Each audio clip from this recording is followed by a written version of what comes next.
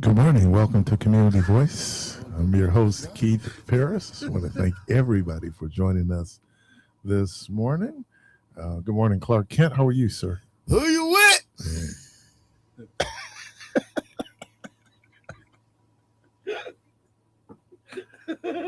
Top of the stairs. Right. Brother Rideout, what's happening? Well, Deacon Parris, God bless you. The Lord has been good to All right, y'all. The phone line's open 414-444-5250. 414-444-5250. It's Throwback Thursday, man. Man, this week is gone, man. Yeah. Jesus. And we at the end of August. Yeah. Already. Yeah. Oh. Yikes. What? Okay, thank you, man. Appreciate you. All these camera angles. Hey, What camera? What? That's what they told me to do. Is that what they told you to do? Okay. Well, they didn't tell you to do all those cameras. Yeah, camera angles. I'm doing every. I'm like, Good. So you covering everything. Everything, man. Well, good morning, y'all. It is a Throwback Thursday, and Michelle, I'm sorry I got here earlier than I normally do, and I thank her for being so gracious, as she said, to let me ruin her program. I appreciate that. Let's go back. Let's read some of their. Read something that's really nothing less than normal. Let's see. Still, it's nothing but a distraction away from where we all know. This war and the Epstein files. We still talking about the Epstein files? I mean, we should. I don't know why we stopped talking about it. Man, this dude should be locked up, and everybody. He's dead. No, I'm not talking about him. I'm talking about Trump. I'm talking about Trump should be locked up. Yeah. And everybody that's connected to this case should be locked up. The problem that they really had, though, and initially people said that one of the reasons why those files weren't released during the Biden administration was the number of Democrats. I mean, but and again, I feel some kind of way because if we're gonna call a spade, we got to call it a spade. Let's not be racial. No, but I'm saying, but when the Democrats was in office and you had access to this stuff, if you really wanted to release it, why didn't you release it then? Well, obviously the Dems knew what some other folks knew, and the Republicans ran on release the Epstein files, and then they come and see that Donald Trump is mentioned thousands of times in the files, right? Oh, now we don't need to release them. Okay. But again, it's two sides to the spectrum. And the Democrat Party can't get a pass because when you had control and you had the files in your possession, why didn't you release them? Because it would have been embarrassing. It's going to be embarrassing either way. If the Republicans release them, it's going to be embarrassing. If the Republicans had not run on it, I'm talking, people out talking about, like, if I get in, I'm going to release the files. Pam Bondi, we should release the files, until they realized Donald Trump was in the files. So when people, maybe sometimes, you just leave well enough alone. I mean, now there are people out there that are the victims of Epstein that require justice. Right. Well, that's the thing about this justice. Who is going to impact on is not just going to be Republicans. It's going to be Democrats too, powerful people. And, this dude was a money launderer. There are some people who believe that he was an agent for Mossad, which is the Israeli secret service, their secret intelligence organization. So there was a lot there. A lot of people got entangled. And, when you're all in the midst of it, you never think there's going to be exposure. But the biggest sin is exposure. It's exposure. Put it like this: a lot of seats would have been open. Yeah, well, a whole lot of seats. Well, they need to go ahead and open up the seats, because if you are doing this type of stuff, and if you have participated in this stuff that you know is wrong, but you want to cover your sins and point the finger at the other people, and you're just as guilty. Yeah, that's how it works. And it's like, okay, well, if we gonna clean it out, let's clean it out all the way. So if you was involved, you got to go too. Whether let's you Democrat, straighten it out. A lot of more. Let's straighten it out. I'm just saying, no. If you was wrong, you was wrong. And regardless of what side you're on, if you was wrong, if you participated in hurting these kids, these young girls, you knew it was wrong, but you thought you was gonna get away with it, you need to go down too. So yeah, you might have got by, but you would never get away. And these people, to whether you Republican, whether you Democrat, to whether you Whatever. blue, red or green or yellow, I don't care. Purple. If you was involved in this, you need to go down. Period. And the whether it's gonna be an embarrassing to the party, you shouldn't have did it because you knew it was wrong when you was doing Let me do this, man. Speaking of going down, Kennedy wore me out yesterday. You going and jumped. down. Yeah, I went down. You She going wore me down. out yesterday, boy. Oh, she wore me out. We played 2 out of 3. Yeah, Man, she won. it was a sweep. She had the broom out. She wore me out yesterday. I was You like, going down. yeah, so I know. I think she's with us on Monday. I know she's gonna want to play again on Monday because she won. And I was talking to her uncle Frankie, and I had just retired, and we had wheat.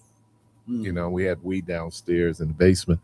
So Frankie, I don't know if he had wheat at home too. So man, that wheat bowling. Oh yeah, he was good. It's fun. He was good. He was wearing me out. It's But fun. see, what he didn't realize was when he was at school, I'm retired. Oh, so you practice it, man? Did you play the tennis one? Yeah, That's I fun, did Tiger man. Woods. Yeah, that's I did fun. Tiger Woods, man. and so man, by the time he came down, he found out what a turkey was in bowling because I was worried about. He didn't want to play there.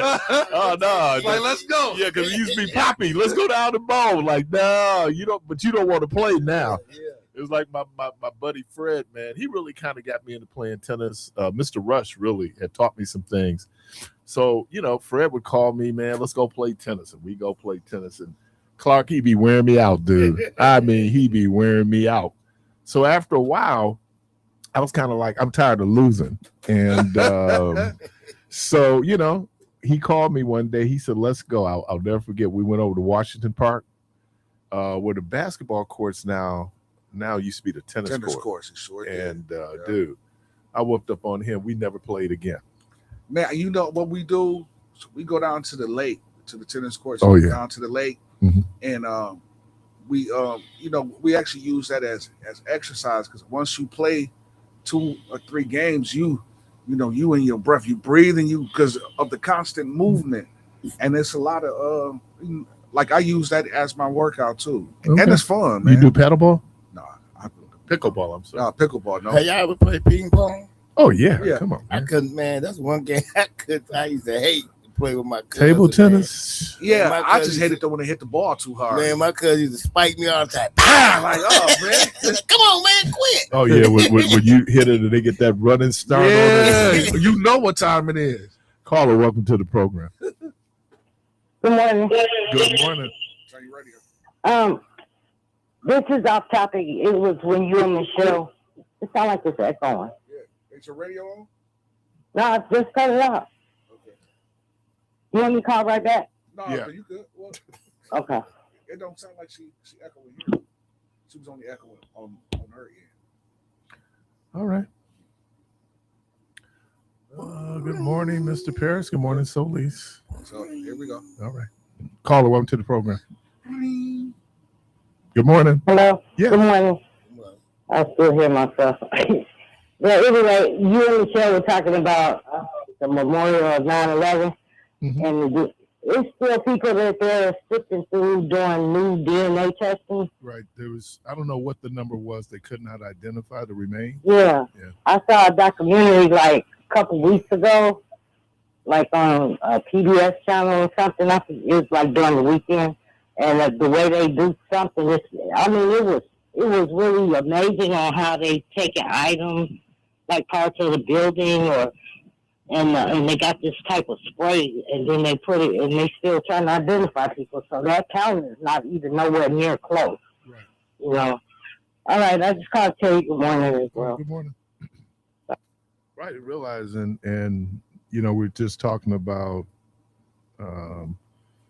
Sheikh Khalid Muhammad 25 years ago. That's crazy. that that you would think, but it opened up a door. And there's some conspiracy folks talk about it was an inside job. Um, I I read a book. I have a book called The Bin Ladens, and it talks about how the first of all, people don't realize that Bin Laden was a engineer.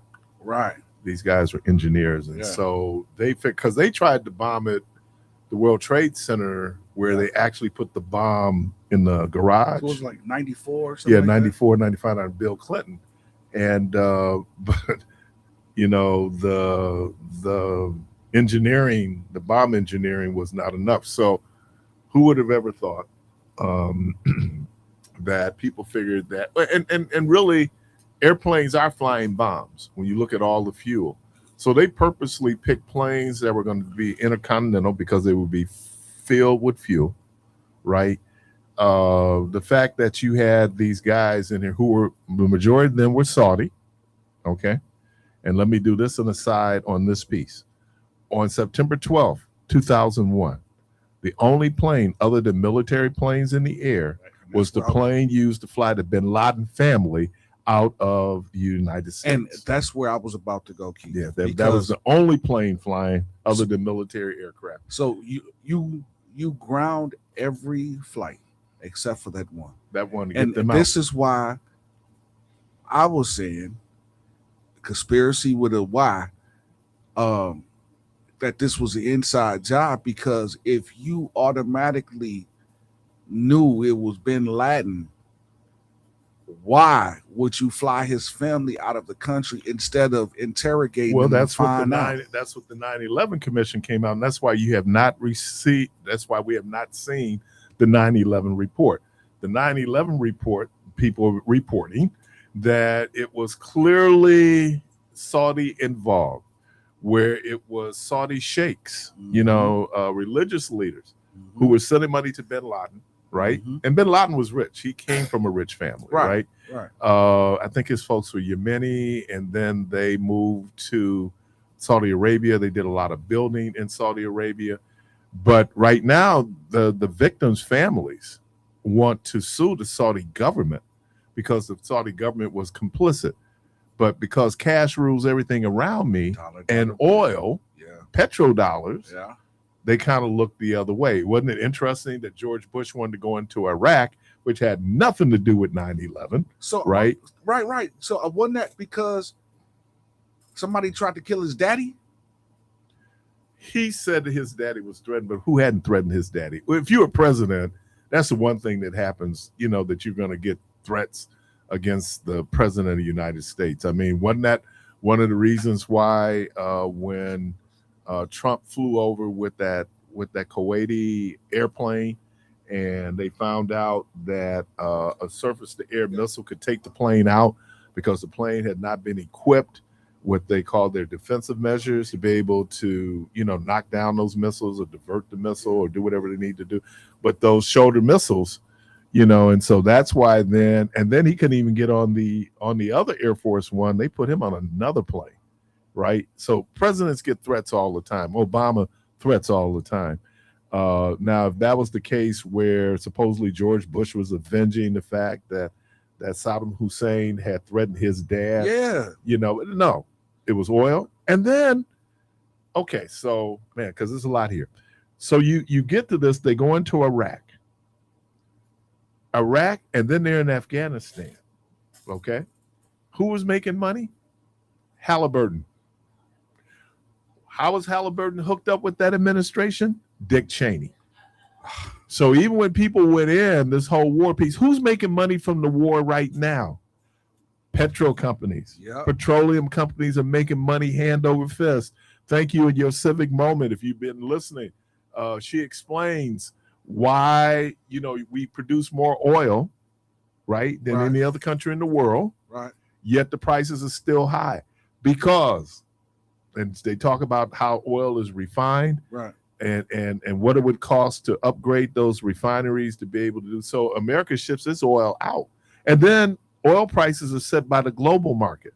So didn't he have? Now I remember when he came in office 2 years ago, he had this big meeting with all of the CEOs of gas companies. He had them all for at the White Venezuela. House. It was for Venezuela. Right. So he had them all. Now, I believe, again, that all of this that's happening, it was strategically set up. Well, the big oil companies didn't want to go back into Venezuela because they had made investments. Right.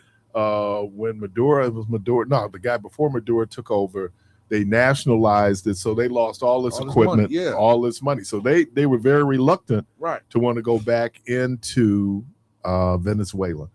But, it all gets back to follow the money, the amount of money. Look, we looked the other way when the current leader of Saudi Arabia had a Saudi journalist killed. I mean, they got the tape recorder cutting this dude up, and we looked the other way. So, and then when they talk about the human rights violations that happen in Saudi Arabia, so when you hear this, there's a lot of hypocrisy, obviously. But America is always operating in what is its best economic interest, right?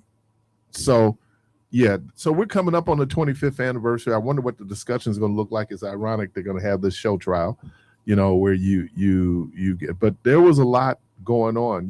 Like a lot of people in this country are here illegally because they overstay visas. Well, that's what these guys did. The hijackers did. They overstayed their visas. Why weren't they picked up? Let's see. Let's see. How are we doing for time? Well, you got 2 minutes. Okay. Before you do your 20 minute. But yeah, that's that. We don't know half the stuff that this government is involved in. That's been a long time. Yeah. Look, when I was coming along in the 60s as a kid, there were questions about the CIA and some of the experiments they did on American citizens. That's why the CIA cannot operate because of the church committee. They can no longer operate. They weren't ever supposed to be able to operate in the United States, right? So when you look at it and you look at government and the U.S. government and the things that they have or things that they have done, I thought it was kind of fascinating that you were hearing this thing about how Trump is weaponizing the Justice Department. So did Johnson. So did Nixon, right? When they went after anti-war protesters, when they went after black militants, they used the Justice Department, to go after these folks. Everybody remember, you may or may not, the Chicago 7 trial, with Abby Hoffman and these other guys who were doing the Democratic National Convention, 1968. They were charged with creating a riot when in effect it was the Chicago police who created that riot, not the protesters. And so the idea that, so when I hear people talking about weaponization of the Justice Department, now look, Trump has been making the argument that, they weaponized this against me. Here's the problem. You did what it was that you were charged with. Oh, he did it. Right? And had you not been reelected, you would have gone to prison. Yeah. And that's one of the reasons why people say he ran to be president. Now, everybody talks about that meeting that Hakeem Jeffries had with Kushner. The reason why is there's a pretty good chance that the Dems are going to take the House. There's a real good chance. That happens, that just happens generally when you have the first midterm election after the national election of a president. That president loses seats in the House. And in spite of the gerrymandering that Republicans, why were the Republicans scrambling to do this gerrymandering? Because they knew that at this point, the math is not in its favor. And let me say this, and when we get back, let's talk about this recent Marquette Law School poll. And remember, I told you all yesterday, you need to take it with a grain of salt, and we'll kind of maybe get and unpack a little bit of that. Yeah, we'll do that when we get back. Call RCU. You're listening to Community Voice, and it's also Throwback Thursday. When I came in, Carmen said you had that collegiate look today. I said, yeah, Kanye West college dropout. You're listening to Community Voice. We're going to take a quick break. We'll be right back.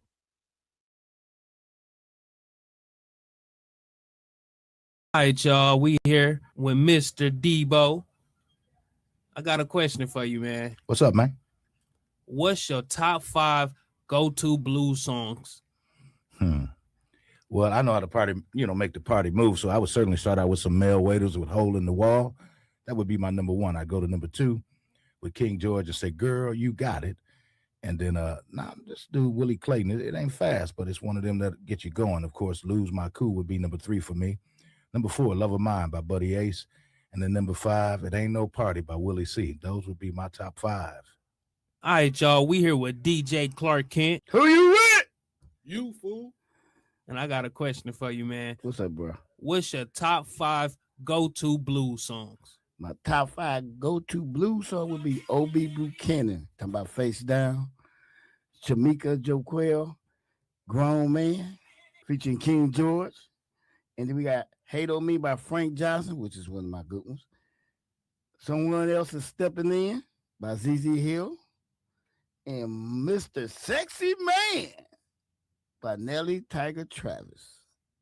Now, who you with?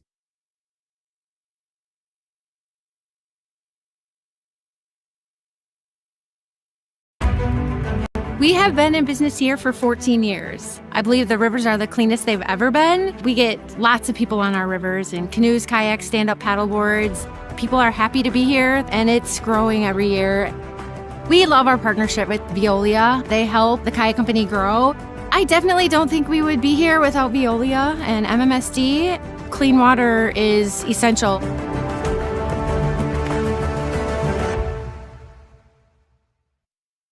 When we wanted to expand access for folks in need of bikes, we turned to Veolia. The result, the new Veolia EcoPass program that has dramatically increased access to our bike share system for folks all throughout our community, connecting students to schools, people looking for work with employers, the community with parks. Thanks to our partnership with Veolia, Bubbler Bikes is serving more people than ever before. Those are Milwaukee values.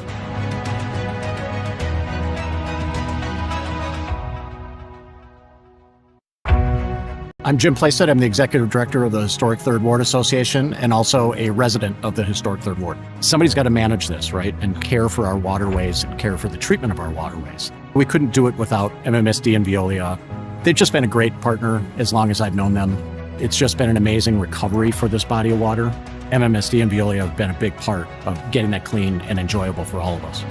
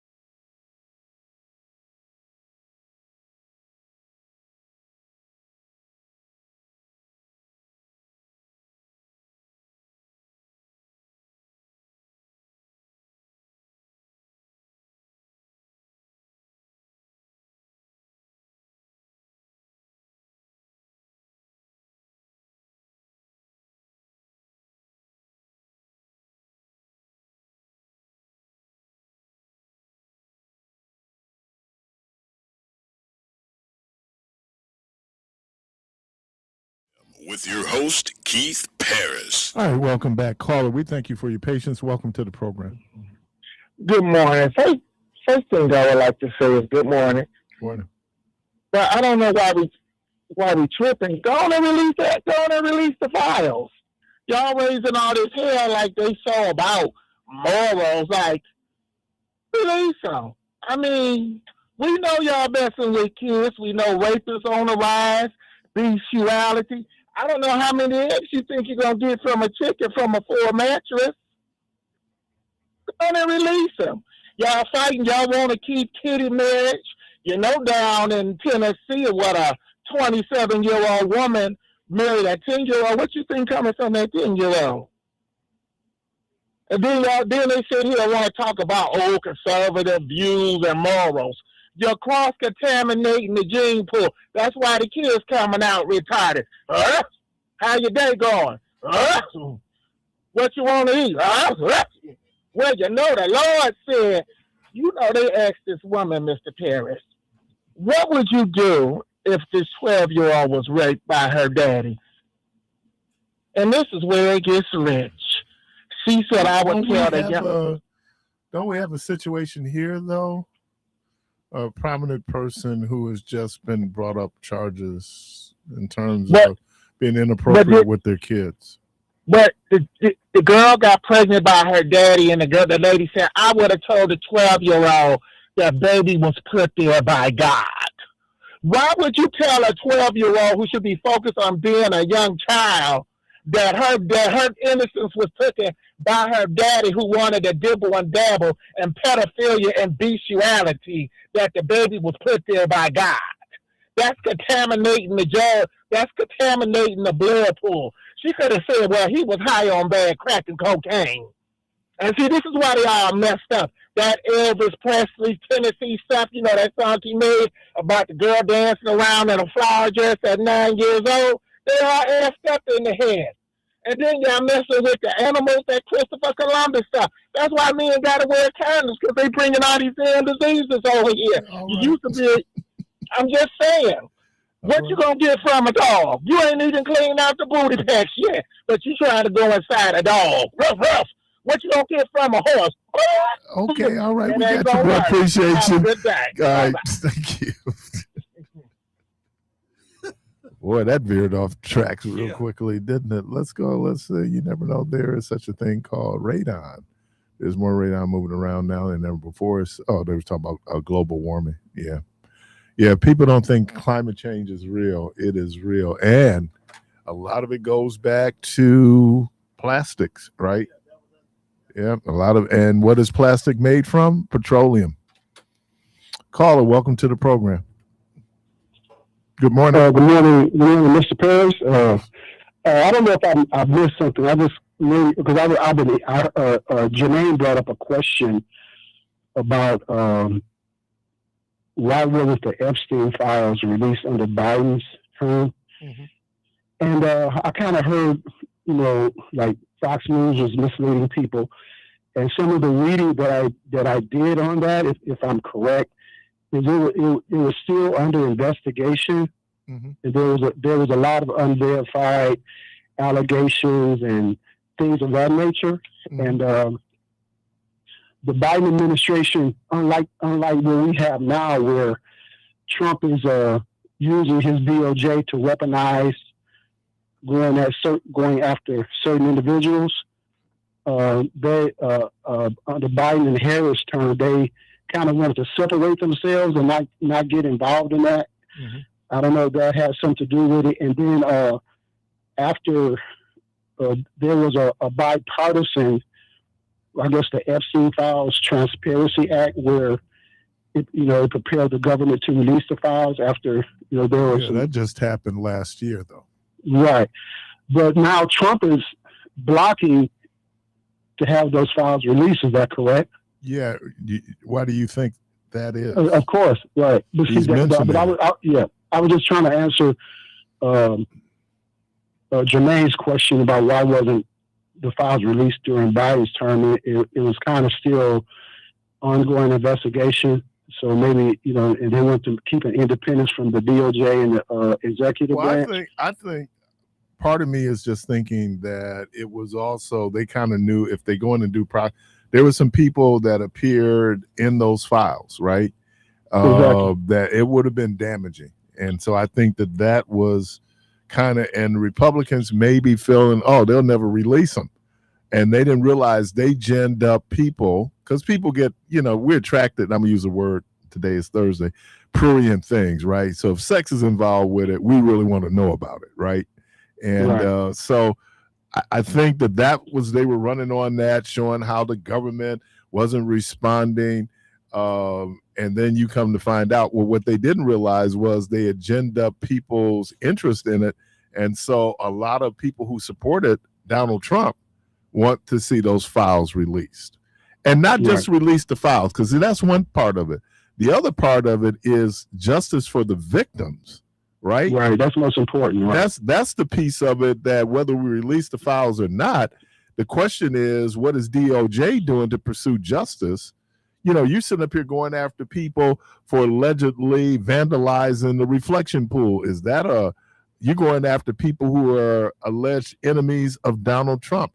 And remember, he ran in this whole thing. And this is the amazing thing about, I don't know what this is. This is group hypnosis or what, where, okay, they're going after me. Well, here's the problem. You did it. Exactly. What they're going after you for, they got evidence that you took files that you shouldn't have had. And when the National Archives said, you need to return these files, then they show pictures.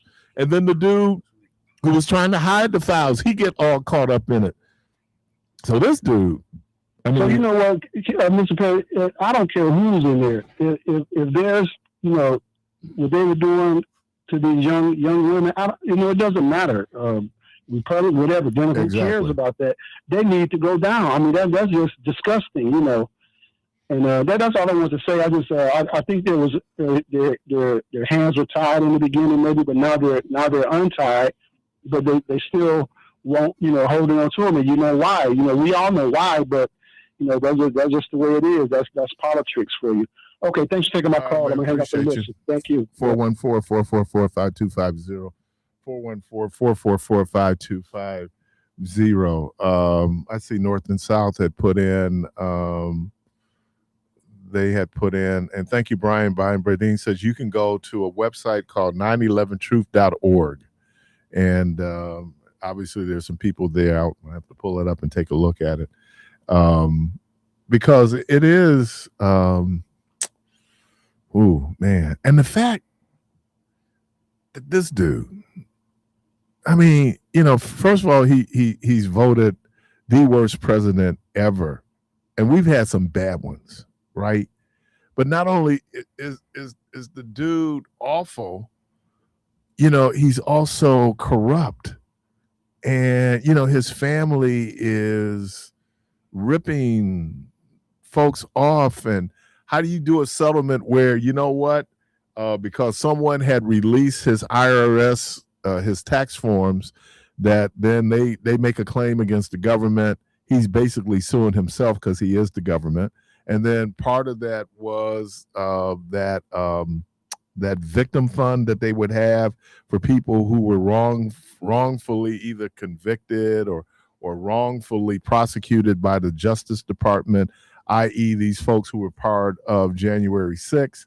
And then you have things where no one in the in the Trump family and or organizations, you can't go back and look at their tax reform, see if they were cheating on their taxes. And he wants all that in writing. And thank God for the judge who was going like, hey, this dog ain't going to hunt. This stinks. But the fact that you feel you can do that, and you have Congress who are sitting on their hands. So in a lot of ways, chickens are going to come home to roost. And so for all these Congress folks, congressmen, congresswomen who just lined up with him and we ain't going to say nothing about him, and folks who said negative things about him now getting back because they're so fearful how the base is going. But there's splits in the base right now. And there's people who were on board in 2024 who are not on board now. I think people begin to realize that, when you was talking about them, You didn't think it ever hit me, and now it's hitting me. Okay. You know, when you sit up and talk about folks who, we're going to do this big, beautiful bill, and you'll see a tax cut. At the same time, you got to pay for those tax cuts.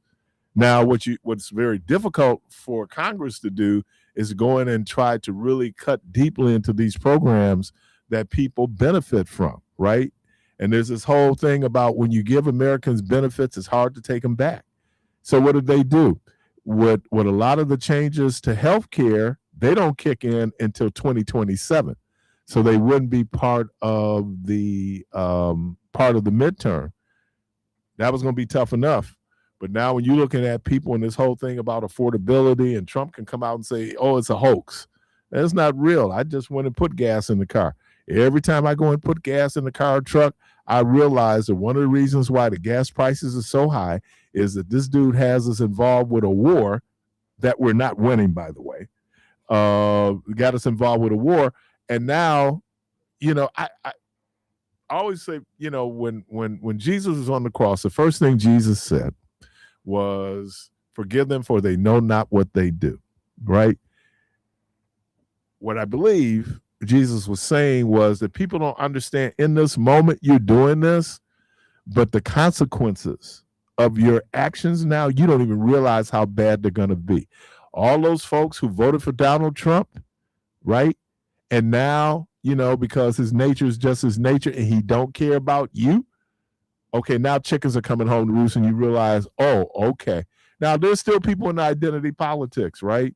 Which kind of gets us to a great segue into the recent Marquette law school poll. And I remember yesterday I said before the poll was released, you need to take these polls with a grain of salt. And I also mentioned yesterday something called the Bradley Wilder effect, where people will lie to posters, especially when there are Black candidates or Latino candidates involved, because they don't want to appear to be racist. So they'll lie to the posters. Oh, yeah, I'll vote for Keith Parris. But then when you actually get into the voting booth, you know, true nature shows up and it's going to be hard. Now, Wisconsin is a purple state. That's important. I was just looking at the right now, the split is, let's see, he is at 49-44 for likely voters, but then when his registered voters is 44% is for both of them. And then I think there's about 17% that's undecided. Something you don't see a lot of in Wisconsin, so-called independent voters, right? Most people have chosen a side. And so when you look at that poll, and I said it yesterday, I'll say it again today. The Crowley campaign, you can't look at the polls. You know, you just have to run like you're 5 points behind, because, like I said, anything can happen. This is going to probably turn out to be it's going to be a turnout election, right? And it could be a very, very narrowly decided election. So if people are sitting here and they're kind of going like, oh, he's ahead in the polls, and I go, yeah, that's an indicator. But if I'm with the Crowley campaign, I'm running like we're behind, because they very well could be, depending on what people are doing and what they're saying to posters. I need to take a break. Hey, you're listening to Community Voice Callers. I see you. I'm going to grab you right after the break. We'll be right back.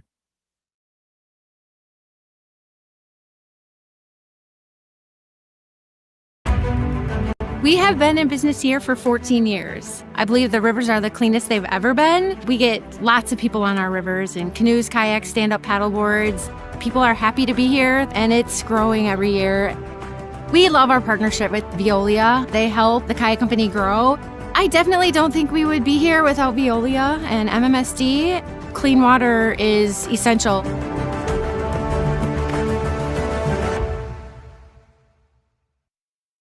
When we wanted to expand access for folks in need of bikes, we turned to Veolia. The result, the new Veolia EcoPass program that has dramatically increased access to our bike share system for folks all throughout our community, connecting students to schools, people looking for work with employers, the community with parks. Thanks to our partnership with Veolia, Bubbler Bikes is serving more people than ever before. Those are Milwaukee values.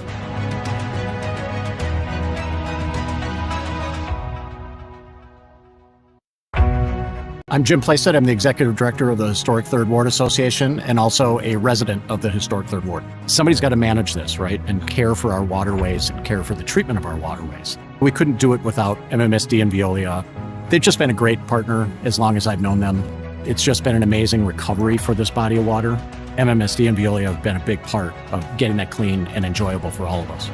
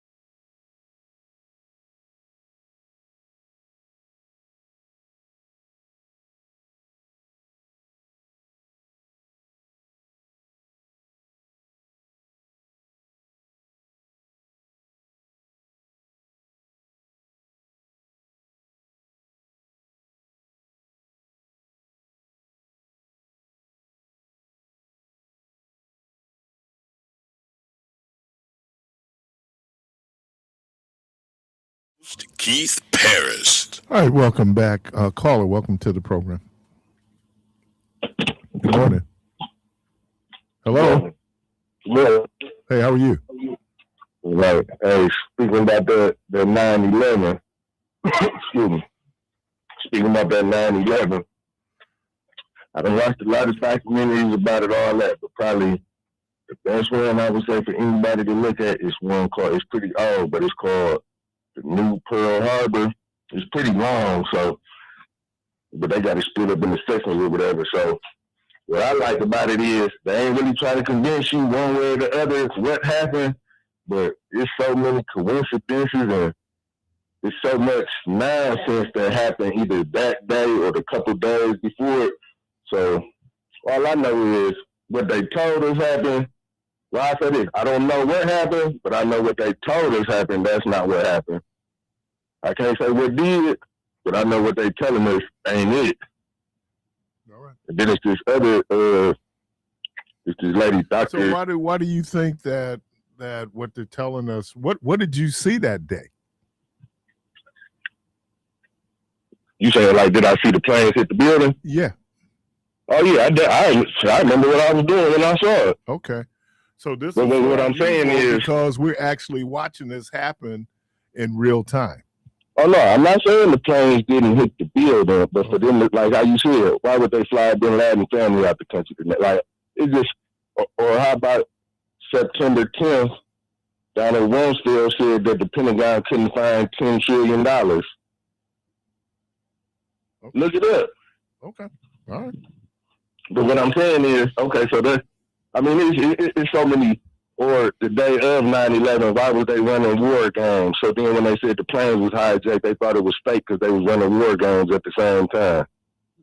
Like that piece I don't remember. What I do remember was that there was an issue with getting the planes up to intercept the planes that were flying in the building, right? NORAD, listen, I don't watch. It was NORAD. They was running war games. So this is what I'm saying about this documentary. They're not trying to sway your opinion one way or the other. They just telling you these are all facts just laid out. That's why I said I don't know what happened, or when the stuff happened, they couldn't. Whoever was like it wasn't a general, but it was like some top person. They couldn't get in touch with this person. Then the person under him just so happened to call off that day, and like it's just so many. I don't know the word to use. It's just like, well, but you know what? But it's like so many facts that like, why? Do you remember that day? Because I'm looking outside right now. That day was just like the day we're looking at right now. Wasn't a cloud in the sky. That I remember, listen, and that was all over the country. I remember it so specifically because I got up, cut on the TV. You know, it was like live news. Like the first building so we didn't see the plane hit the first building. It just was like smoking, and it was on the news, and they wasn't saying what happened. I called my auntie that stayed on the East Coast to ask her what happened. She like, oh, I don't know. So as we watching it live, it's like, damn, is that a plane? Damn, is this gonna hit the building? Right. Yeah. Right, and then like I remember watching it live. I was downstairs pressing a shirt, and Rhonda said, "Ooh!" When Rhonda does a "ooh," there's something she saw, and she said, "Oh, a plane flew into the World Trade Center." I said, "Oh, okay." So I turned the TV on, had on CNN, and then I'm sitting there watching the second plane live fly into the building. And I'm thinking, cool. And then I was reading, there was an article they did, I can never pronounce the word, it's called metallurgic, and the whole idea. Remember I said those planes were filled to the brim with fuel because they were intercontinental flights. And they say jet fuel can't melt steel though. No, that's not true. The heat that was generated, and they talk about in this article, the heat that it was close to 2,000 to 3,000 degrees. That heat was such that it was able to melt steel. And then once you were able to get in and melt steel, plus the fuel was running down the elevator shafts. So it was just like it created this whole thing, internal heat. So the level of heat, because these folks knew what they were doing when they said, look, it's a bomb. You know, it's like like a hand grenade. Most people think people die from the explosion from the hand grenade. That's not true. They died from the shrapnel. So they were able to go in and figure this out in such a way. The first time they tried to bomb the building, remember, they bombed it in the basement. But it was so fortified, you would almost need a nuclear device to bring it down from the basement. But to fly a plane into the building, right? And then the heat that's generated from the fire, and that's what it was. And so then structurally, the buildings could not stand, and that's why they ended up falling. Now, that's the basic piece of it. But two more things I'll tell you to look up. Okay. Building number 6. Right. If you could Google images of building number 6, like it looked like somebody took an ice cream scooper and scooped the top of it. And then it's this lady, Dr. Judy Wood. She got like a whole presentation about why did these buildings that didn't get even building number, why did building number 7 fall the same way and then didn't get hit. Right. Okay. Appreciate you, man. Carla, welcome to the program. Good morning. Good morning. One of the things I wanted to just mention, you were talking about crookedness. Tyrone, I can't hear you. I don't understand what they did to the Biden. How does Kushner and do you have us on speaker because you sounding we're not really hearing you clearly. I don't even know if they turned it into expense reports. Then they get knocked off in these cities and they go cut private deals. Hey Tyrone, we can't hear you, man. We can't hear you. Okay, call back. Caller, welcome to the program. Couldn't hear him, so it's not like I'm cutting him. I just couldn't hear him. Caller, welcome to the program. It's here again, Keith. You know what is bothering me is how come North Korea is so quiet. You know, even with the stuff going on with Iran, and then they keep bringing up all this other stuff to block what's really going on. Because if they're thinking about tearing down and killing each other, what does Trump really have going on with that bunker that he's trying to? Because there's something much more sinister to what he's doing to that White House. You know, changing, rearranging, and the pool and all that other crap. But anyway, that's my conspiracy thought for the morning. All right, appreciate you. Caller, welcome to the program. Good morning. Good morning. What's up, my brother? How you doing, man? I'm good, man. What's happening? All right. Hey, man, can you imagine that president? Can you imagine how many people he done bullied in his life? Because he's a straight-up bully. He's bullying America. It's crazy, man. They said when you go to Mar-a-Lago, I got a friend who went down there for a golf game. He's a Republican, whatever. He said when he walk in the room, if you don't stand up and clap, they kind of ask you to leave. Mm-hmm. Dude, it's something, man. Peace, brothers.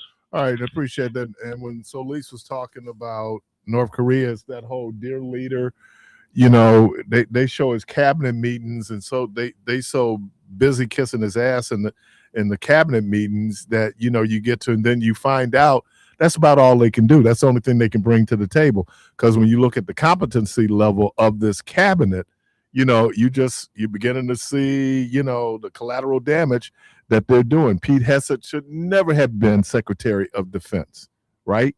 I mean, were you doing war posturing? So anytime, and that's one of the things, you know, I was telling you all about the different war colleges. You have the military academies. There's a book out there called The Art of War, right? But there is an art, there's a science that goes into it, and you can sit up and believe that you have overwhelming power, and this is what it is. But then it's something that Colin Powell said when they were talking about going into Iraq. He said, remember, if you break it, you own it, right? So you go into Iraq, you're in there for almost 10 years. You go into Afghanistan, we're in there for 20 years. Because you just can't just go in and do it and bomb. This is not Venezuela. And so when people were able to go in and convince them, look what we were able to do in Venezuela. You're not able to do that with Iran. And here you've underestimated these folks, your racism. You underestimate them.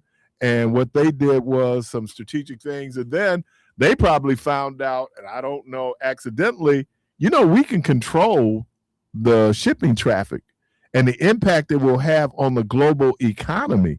You got that, and then you got Trump's tariffs, right? You know, so it wasn't thought out. These are not serious people.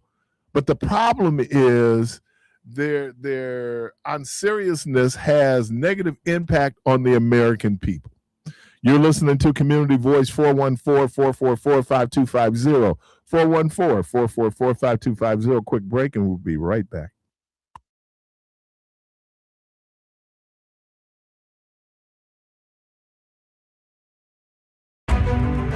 We have been in business here for 14 years. I believe the rivers are the cleanest they've ever been. We get lots of people on our rivers in canoes, kayaks, stand-up paddle boards. People are happy to be here, and it's growing every year. We love our partnership with Veolia. They help the kayak company grow. I definitely don't think we would be here without Veolia and MMSD. Clean water is essential.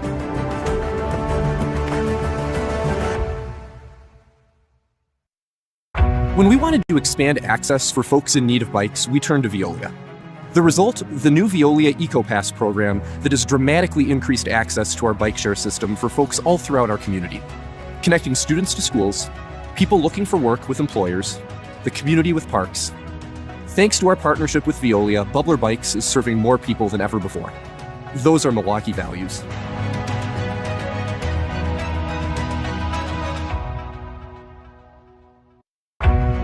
I'm Jim Plaisted. I'm the Executive Director of the Historic Third Ward Association and also a resident of the Historic Third Ward. Somebody's got to manage this, right, and care for our waterways and care for the treatment of our waterways. We couldn't do it without MMSD and Veolia.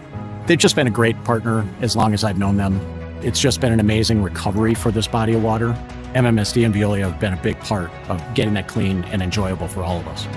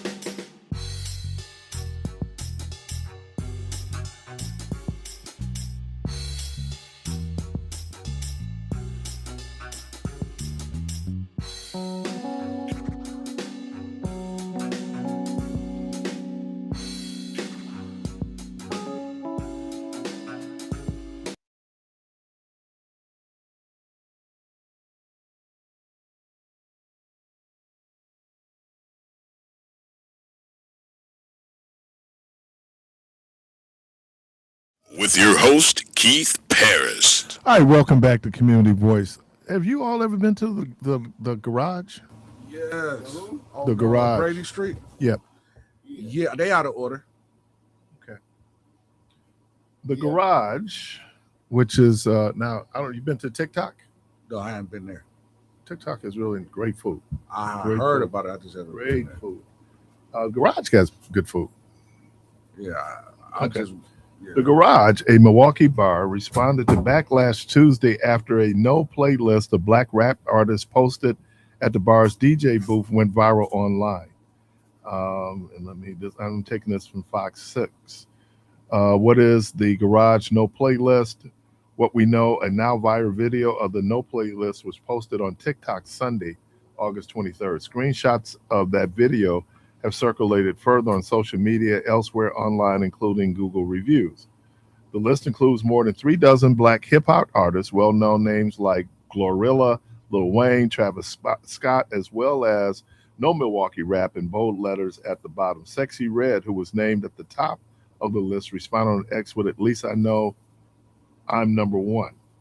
The video has more than 850,000 views as of Tuesday morning, along with tens of thousands of reactions, thousands of comments and shares. The account that posted has just over 200 followers. What we don't know, the initial TikTok post does not identify where the no play list was put up, but instead include Brady Street MKE as a tag.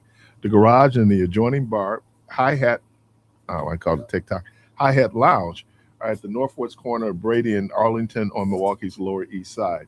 Comments on the TikTok video identified the list as being at the Garage, and the bar itself has since responded. Here's the reaction from people. What they're saying. Ishmael Ishdar Ali, the local artist who posted the video, said that no playlist screams discrimination. It definitely felt like we're too welcome, He said we can have fun, spend our money, but when it comes to our music and our culture, things we are trying to bring, they have not accepted fully. Ali said the bold print at the bottom of the list prohibiting local artists was the kicker. No Milwaukee rap in Milwaukee?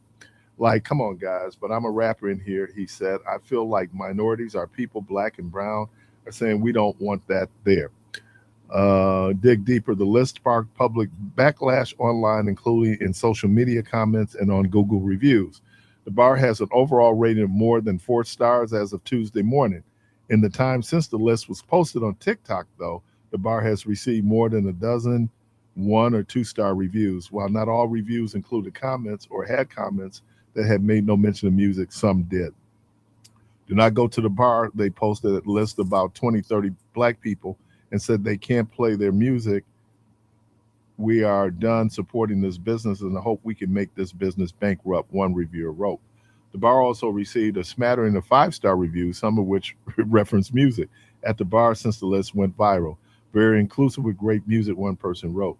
The other side, the Garage posted a response on its Instagram page last Monday night saying the goal was to avoid music that referenced violence, but acknowledging the list of specific artists was the wrong approach. We're very proud of our diverse patron mix and our staff, and we're very upset to learn of this situation. We have spoken to the employee who issued the list, which is not approved by ownership, and stressed why it was not acceptable. The intention was to eliminate music with lyrics that reference violence or guns, create a more relaxed vibe at the establishment, but a list of artists were certainly the wrong approach, the statement read. We have always supported the diversity of Brady Street and will continue to do so. Regret that this presents us in any other light. Ownership also said is unaware of the text sent by an employee to local DJs saying failure to comply.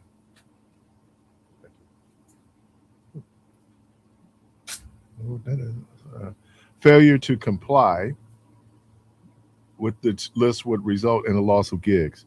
The bar is supposed to open at 3 p.m. on Tuesdays, but was locked and not open for business. Comments on the bar's response was turned off. However, previous posts on the Garage's Instagram page had been flooded with comments, many of them which referenced race and music critical of the bar over the past few days. So, again, the Hi-Hat, which was... the Hi-Hat has very interesting history. The Hi-Hat, many, many years ago, that location was a store. And the guy went in and they did some work and they end up taking the floor out. And so dude said, you know what, just leave it open. So when you actually go in, there's a upper level would be the first floor, ground level, but then you actually go down in what is the basement, right? And then they opened up the garage a few years after that. Like I said, great food there. Hi-Hat had great fish fry. Loved their fish fry. But it brings up another question.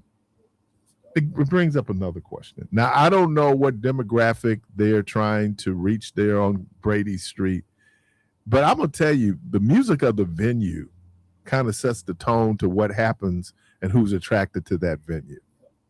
Caller, welcome to the program. Good morning. Hey, good morning.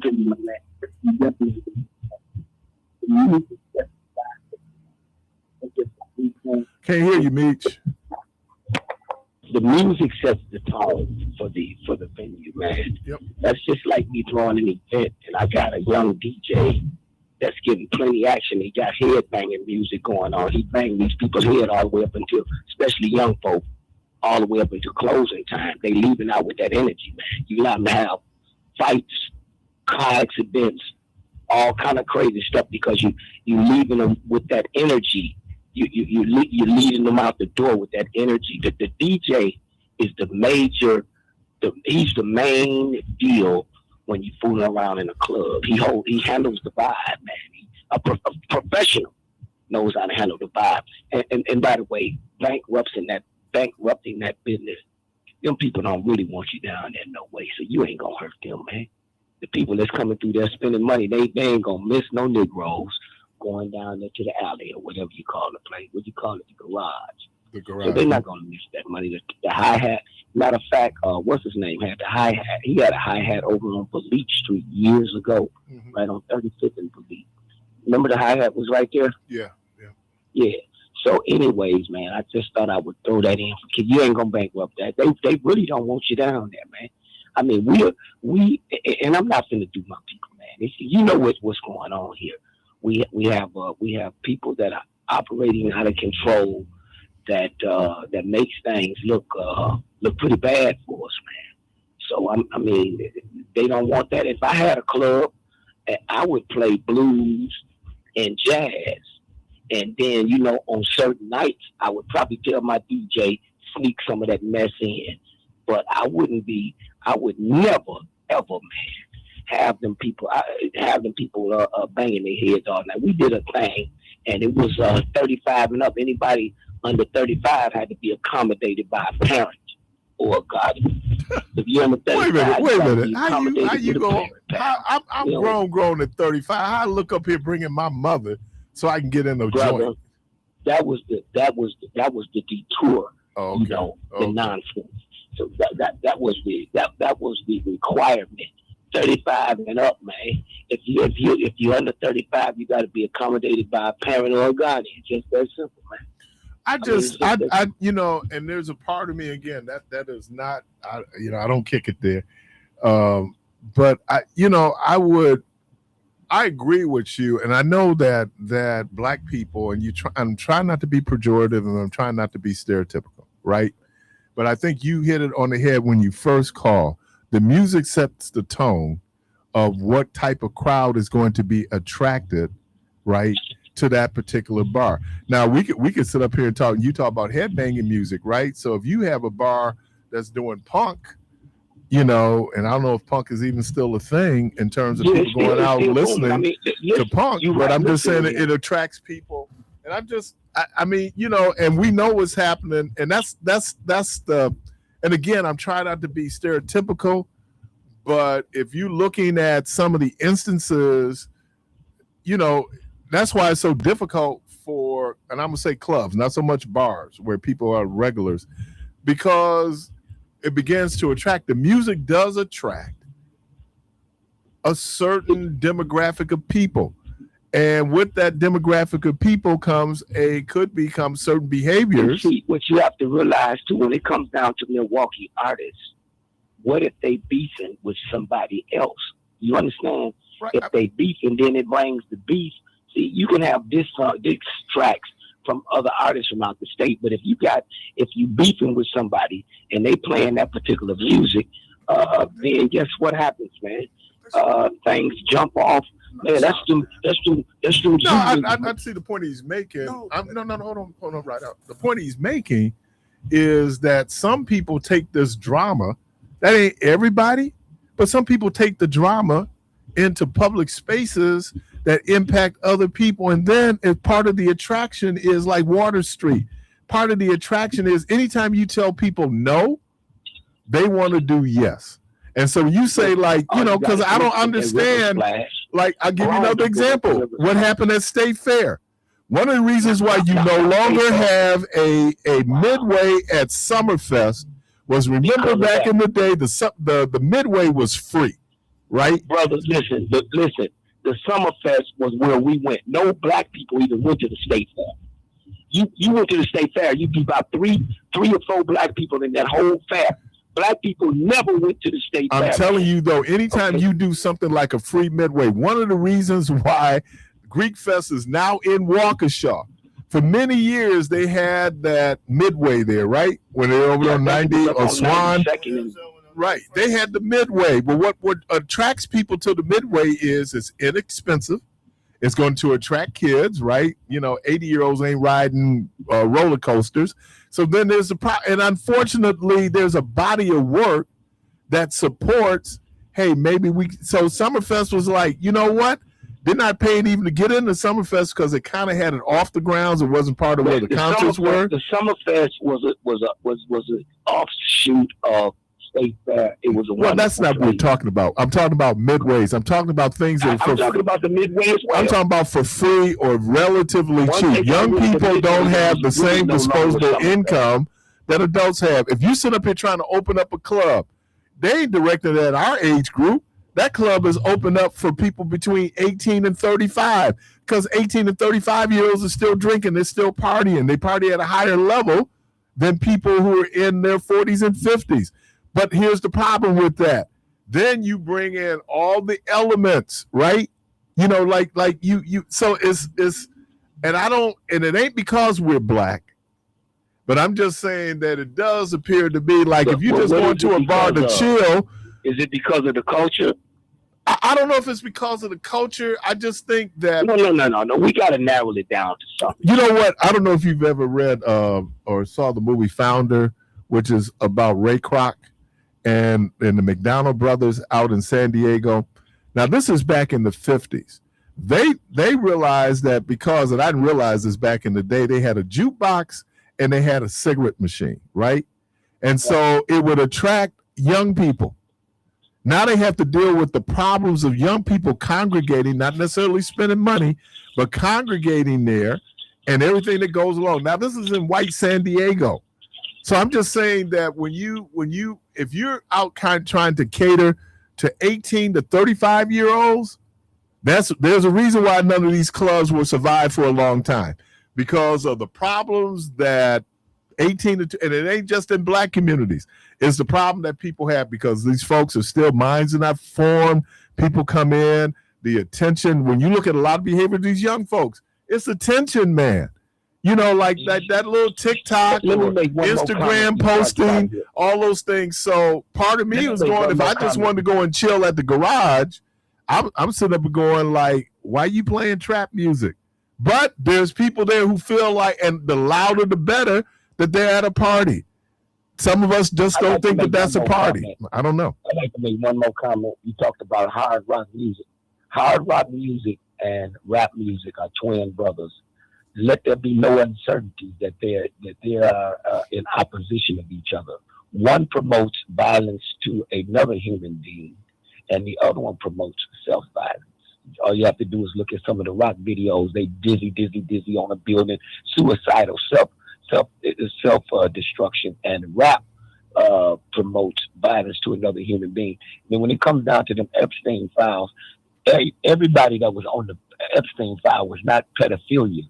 I mean, not involved with pedophilia. The man had whatever you wanted on that island. Now, you do know that they looking at what's going on under the island now. They're saying that there was a submarine. They said that a submarine base or something that they had under there. So it's a lot of stuff going on with that Epstein thing. So I mean, with just with that alone, why was it a submarine substation or something under there? They figured it out now. But anyway, man, I don't know any facts on that. That's just something that I heard of, and I'm been trying to, when I get time, I'll look into it a little bit in more depth. But the man had everything in the island, man. It wasn't just kids, man. The man, just like when we was kids, we used to go fishing over there at Lake Geneva. Remember the Playboy Lounge was out there? The grown folks put us out there on the fishing bank, and all the players be hanging out around, where Houston first started at, in Lake Geneva. We'd be fishing for bluegills and crappies at night, and the grown folks over there on the hill, man, What's that got to do with what we talking about? at the Playboy Club. So, hey, listen, all of that stuff, man, hey, listen, let me get out of here, man. I appreciate you. Appreciate you. I don't know what that had to do, but okay. No, I mean, I think, remember, what is the spot out in the Golden Nest? They had to put a sign up.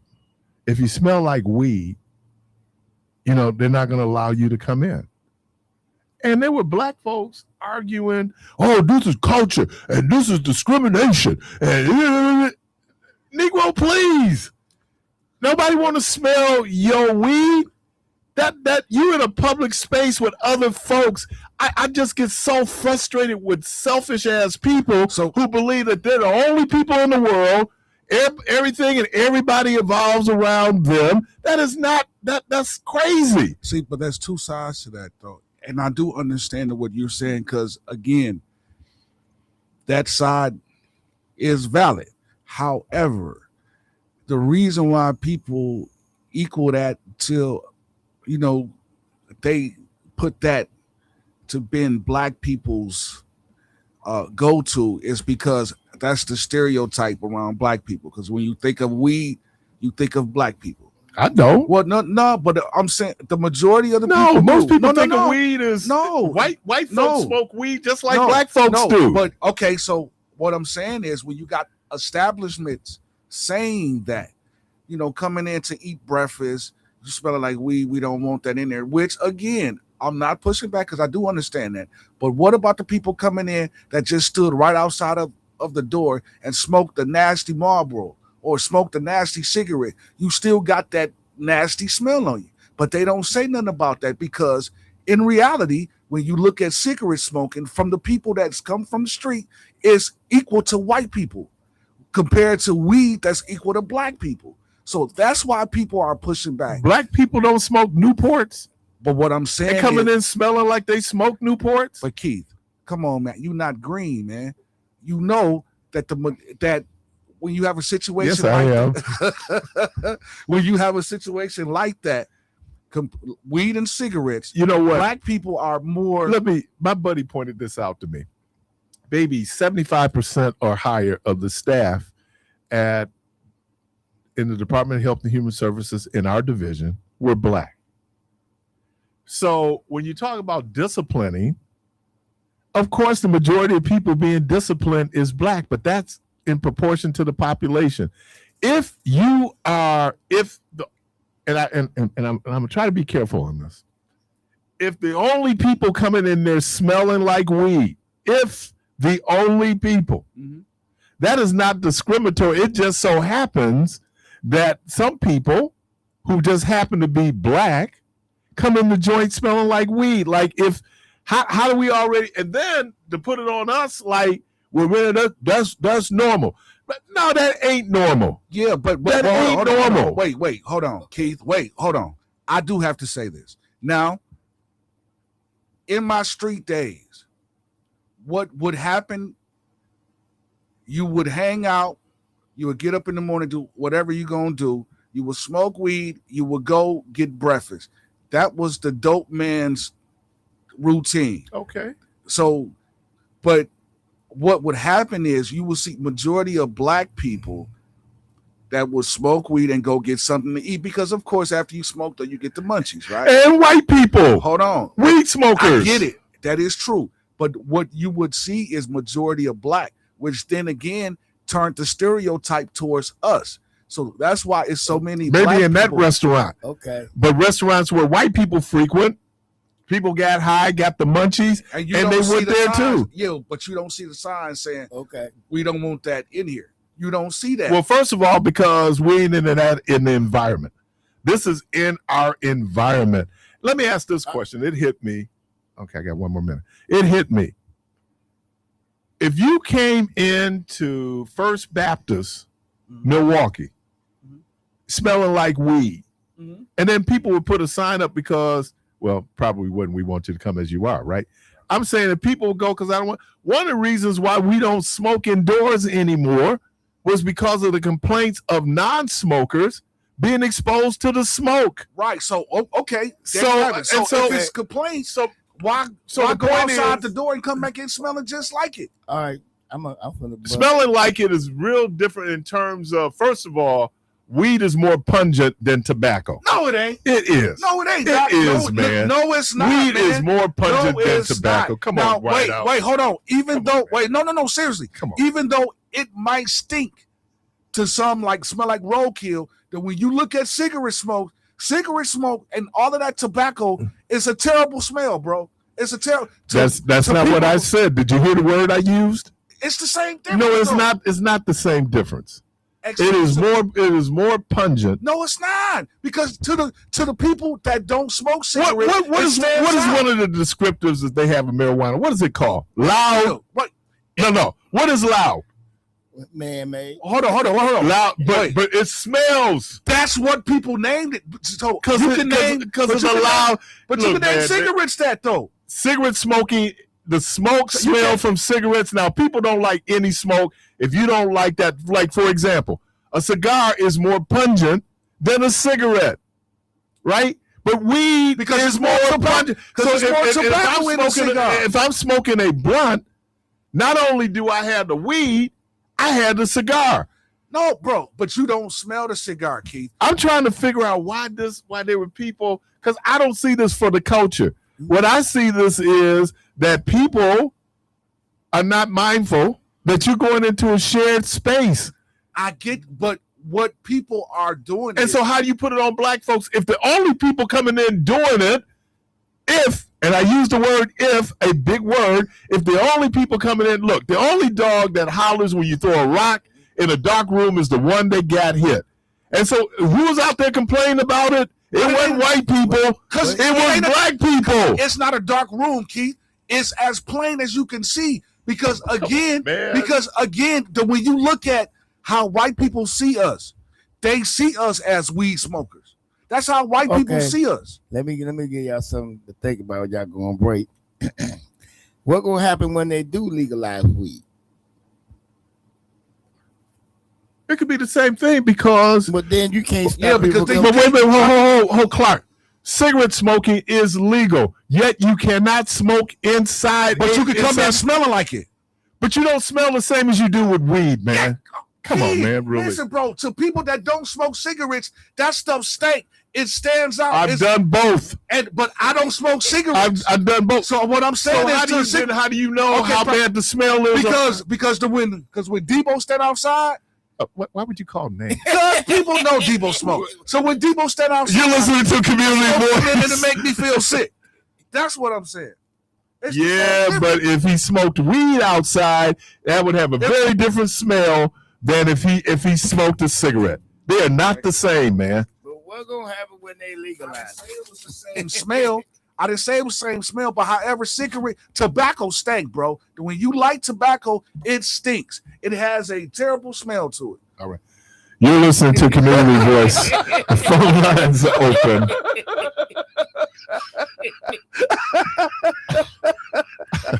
Oh, man. There's some words I'm trying not to use. All right. Let's go break, man. Because there's some words I'm trying not to use because we have FCC requirements, and I don't want the station to lose its license. We'll be right back. Listen out.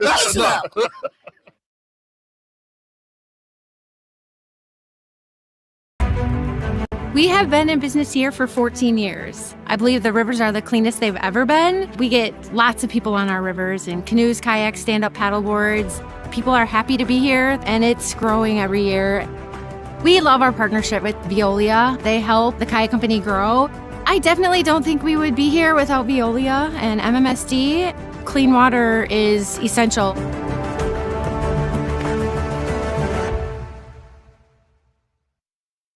When we wanted to expand access for folks in need of bikes, we turned to Veolia.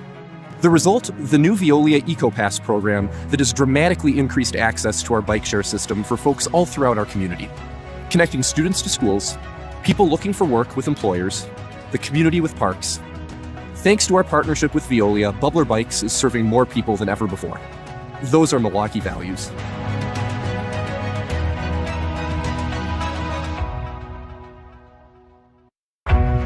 I'm Jim Plaisted. I'm the executive director of the Historic Third Ward Association and also a resident of the Historic Third Ward. Somebody's got to manage this, right, and care for our waterways and care for the treatment of our waterways. We couldn't do it without MMSD and Veolia.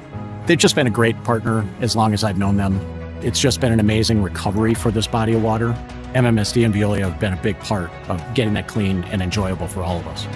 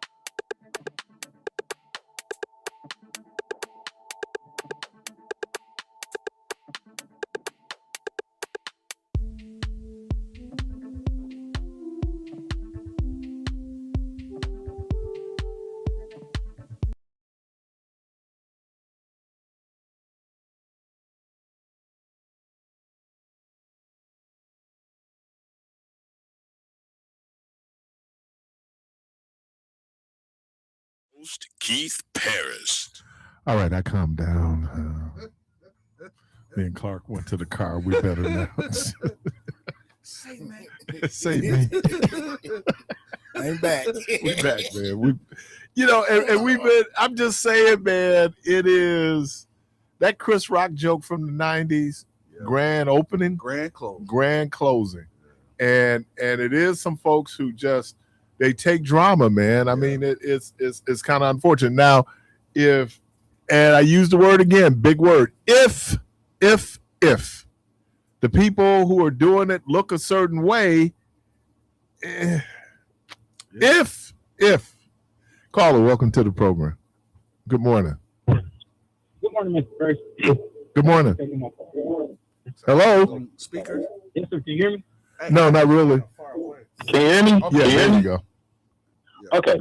All right. I was listening to you all talking about marijuana smell and cigarette smell. So, but here's my somewhat of a contention. And when you say pungent, I understand that has something to do with the strength of it. But when it comes to a cigarette and marijuana, the potent chemical that exists in the marijuana is the THC. And when it comes to cigarettes, there's over 2,000 chemicals that are used in industry, in the chemical industry, and in various aspects of life when it comes to the production of petroleum, plastics, and stuff like that.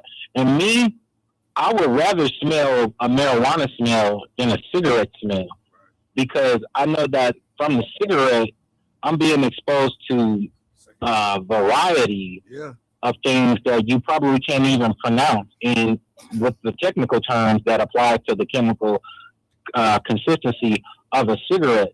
And then another thing with cigarettes, over a period of time, they cause you to lose your teeth. And I have a relative, and they're younger than me. And because they've smoked so long or whatnot, they don't have any front teeth anymore. But Christopher, so we're not arguing about the health impact. We're talking about now this idea that if people don't want to be in a space where they're smelling marijuana. I understand. Let me say this too, Mr. Parris. Like I heard Brother Rado speaking about, because some people, everybody that hang out around people who smoke marijuana don't smoke marijuana. Right. So it could probably get in your clothes, your hair, and stuff like that. Because the person that smokes cigarettes, I can't stand the smell of it. But if I'm around them for too long, that stuff it sticks to you. Yeah. And then people smell you and they'll look at you and think of you some cigarette chimney or something like that. And like, I don't smoke cigarettes, but I have smoked clean marijuana though. Right. So I'm on team marijuana. The question is to share space. Thank you. Not so much whether or not you should use it, or I just think that it, the people who were sitting up here, and then I'm thinking, well, if you ain't doing it, why are you talking about it? Because somebody that is. Okay. All right. And then, because I when we could smoke indoors, I used to hate, and I was smoking Newports. I used to hate when people were smoking when I was eating. I didn't want to smell it. Yeah. I mean, so I think that space, but I'm like cigarettes, it is there, but it's not there. Like especially if you smoke a blunt, because pure tobacco, because that's the difference between a cigar and a cigarette. A cigar is natural. There's nothing some of these Black and Milds, but I'm just saying. But I'm just saying, if you went and got a regular cigar, it is natural, right? The leafing is natural. What they wrap it in is natural, so it's different. But it still has a very pungent smell. And I'm saying when you mix that with marijuana, how do we know somebody? If marijuana was such an innocuous smell, how would we know when people were smoking? Because you could smell it, man. I remember. Hold on, I was just at an event we had over at Summer 82. We were downstairs. This dude came in, and before he got down the stairs, because he probably just got out of the car smoking and just put it out. That's the point, though. The point is, but that ain't that. What I'm arguing is not because you Black. People just don't want to smell it. I get it, but what I'm pushing back and saying is this, Keith. If I go over to the gas station right now and grab a Philly wrap, split it open and take the tobacco out and just light the paper, you are not going to smell anything that smells like marijuana or eating or even anything that smells like a cigarette. It's going to smell like burnt paper. It's going to smell like a burnt leaf. If I take all of the substance out of that Philly, dump it, and just light the paper, you're not, it's no indication. But here's the question, of Jermaine. The question is it discriminatory to say that if you smell like weed, that you will not be allowed admittance? Is that discriminatory because people are black? Again, what I'm saying is white people equate weed smoking to blacks. That's why, again, if you ask me, that's why they really don't want to pass this law to legalize the weed, because it would have to free, but it would have to free some of these black people. White people smoke weed at the same frequency as black folks. But look at the sentences that white people has got that might smoke the same weed. Okay, here's my question. What I'm saying is, if the people, it should only affect the people coming in there smelling like weed, and if only people, and I use the word again, if the only people coming there smelling like weed is black, it's not because you black, it's because you smell like weed. I understand. And so for here, black people out here trying to make an argument about the culture, bro, that's just like, okay, here we go. That's just like with the music down at the garage. You got white rap artists that talk about gun and violence. Yes. Why wasn't they on the list? Good question. I agree with you. My point.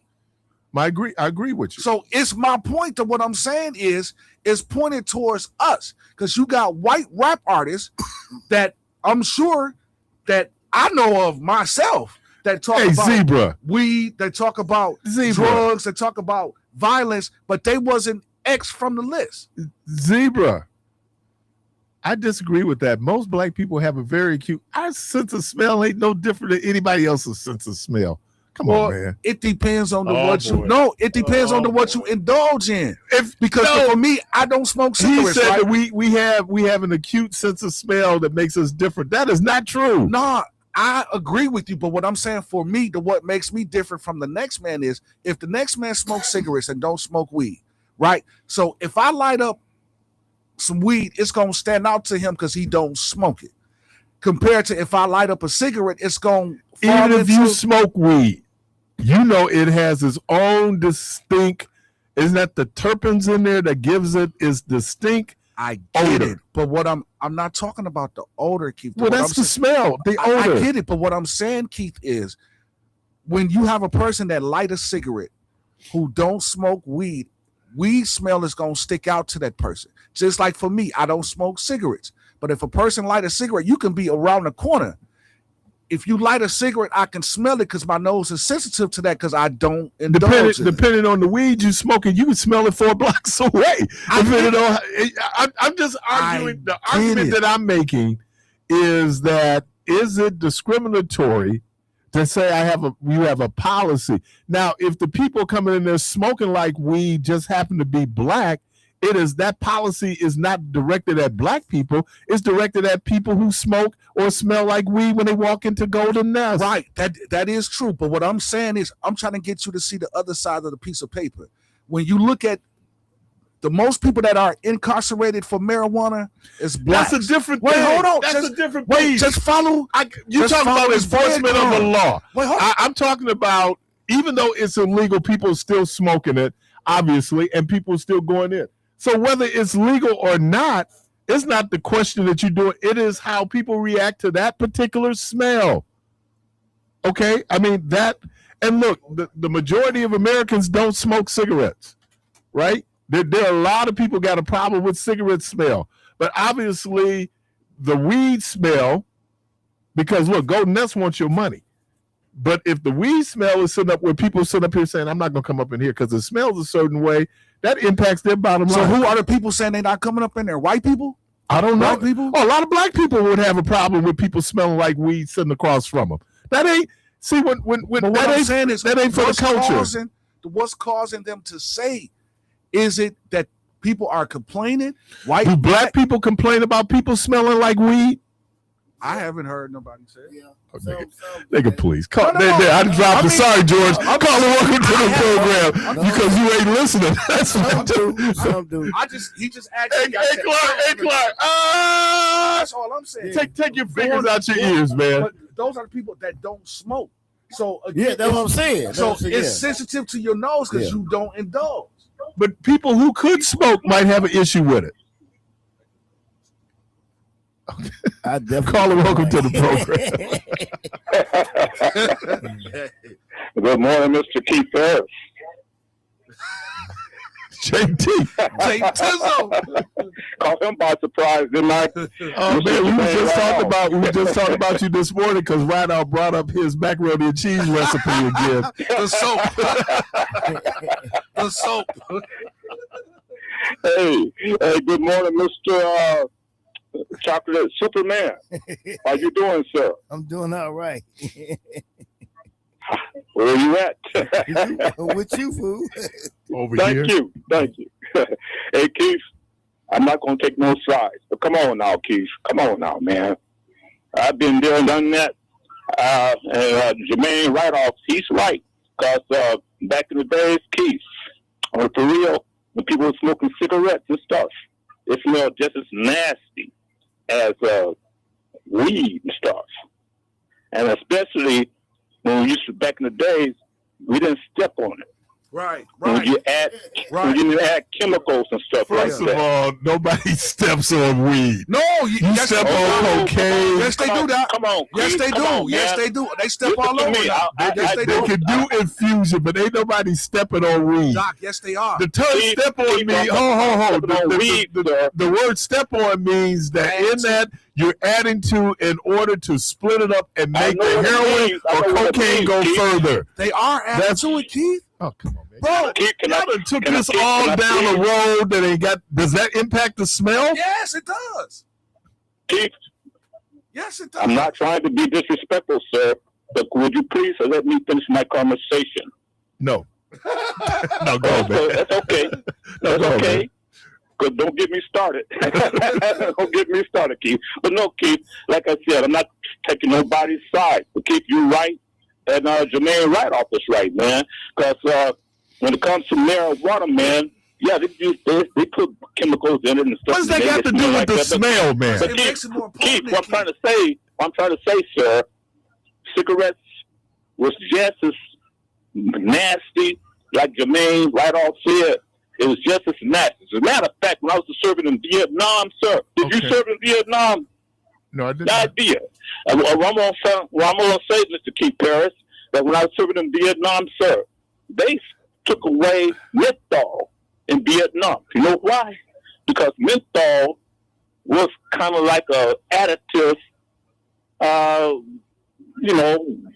get high on. So they stopped selling menthol cigarettes in Vietnam when they were smoking cigarettes. The argument, JT, and right out is weed more pungent than cigarette smoke? Is weed more pungent? We're not talking about. Yes, we are. Yes, we are. Because right Yes, now, we Mr. are. Keith Parris, right now, sir, right now, Mr. Keith Parris, there are white people in Madison trying to get the veterans and stuff like that, sir, to deal with the injuries and stuff like that with hemp, okay? So, excuse me, Mr. Keith Parris, what you're trying to say about cigarettes and alcohol is more worse. We're not arguing the impact of it. We're talking about a smell in a public space. Anything. I'm just trying to give you my opinion, sir. Okay. So But what I'm saying is we need to stay on point on this. The question is, does cigarette smoke... Can we stay on point? Can we stay on point, sir? Okay. Because y'all getting into what's in the cigarette. That ain't the question. That's what make it stand out, though. That's what make the smell so potent. Thank you. What's in it. Thank you, Jermaine. Hey, but Mr. Keith Parris, like I said, I'm trying not to get on nobody's side. I'm just trying to be fair about this. Okay. Mr. Keith Parris, cigarettes and alcohol have always been the worst of the worst. And marijuana and stuff like that, now they're trying to use it in medicinal ways for medication and stuff like that, Mr. Keith Parris. So only thing I want to say, sir, like I'm saying, I'm not going to take no sides, but Jermaine right off, he's right, and you're right, Keith. I'm not going to try to sell the fence, okay? But one thing I want to say from experience, sir, from experience. When I used to smoke me some marijuana back in the days, only thing I had to worry about is the seeds. Did you smell differently than when you smoke cigarettes? Of course, I'm smoking cigarettes right now, sir. Okay, appreciate you. All right, and it doesn't, all right, I gotta go to the next call, JT. Thank you, bro. I'm smoking a joint right now. As we speak, my nigga. Thank you. Zebra said, I don't think you want to mix Spanish Harlem with Acapulco Gold. You be out here on that blue magic. I'm watching this series on Apple called Shrinking Shrinking with Harrison Ford and oh man, it's also on these therapists, right? Okay. So this guy, they had this big thing. They having a party. So his son, who's a ne'er-do-well, had mixed his candy bag. It was his candy bag, right? His dad takes it because his mom said no. He said, no, you know my sugar is low. So he ate the whole bag. Oh, Lord.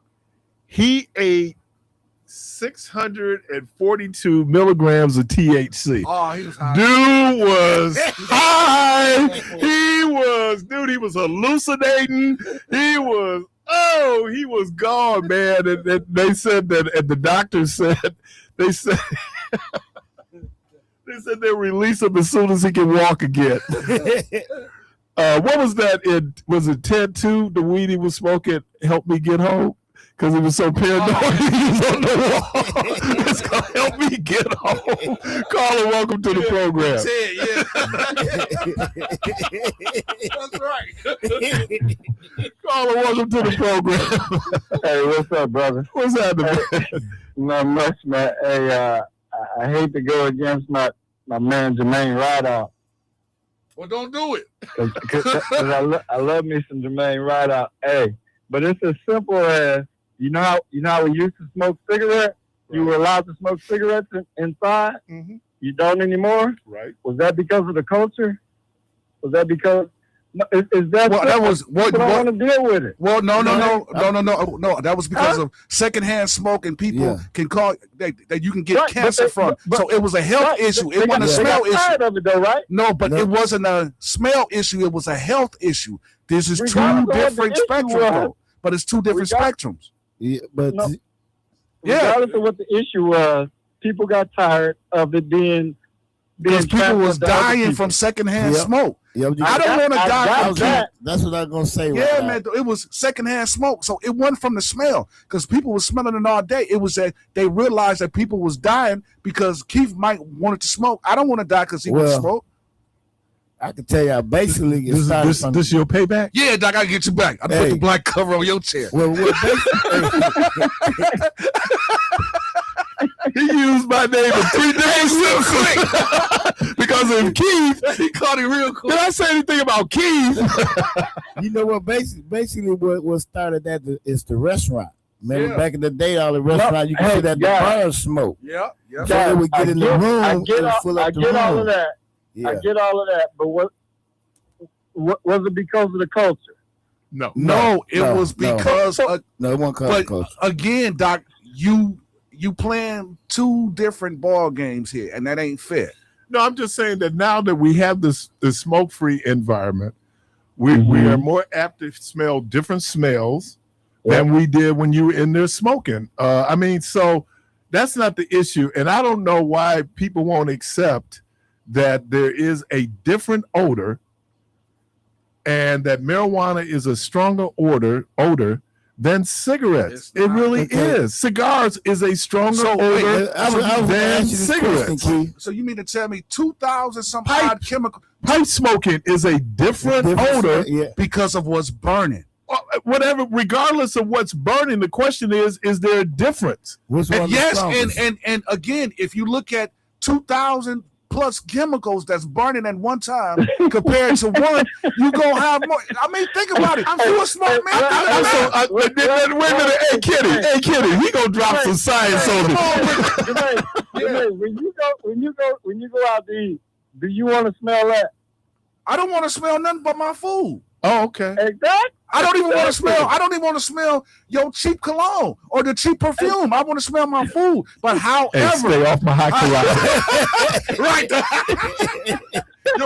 Your Brew 45. I don't want to smell Brew 45 while I'm trying to eat chicken.